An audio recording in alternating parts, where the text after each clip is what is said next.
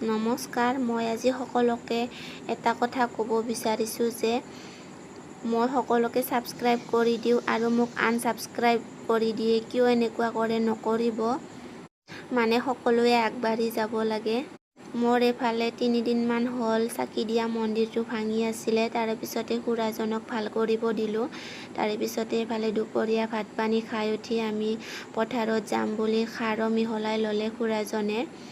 আমি দুখীয়া মানুহ ৰাইজ, বেয়াকৈ নক'ব আৰু ঠাট্টা নকৰিব। এফালে আমি পথাৰত আহি গ'লোঁ। খুৰাজনে খাৰ ছিটাই আছে। তাৰে পিছতে দুপৰীয়াতে আহি গ'লোঁ আমি। বহুত ৰ'দো দি আছিল, কিন্তু উপায় নাই, যাব লগা হ'ল খুৰাজনৰ লগত।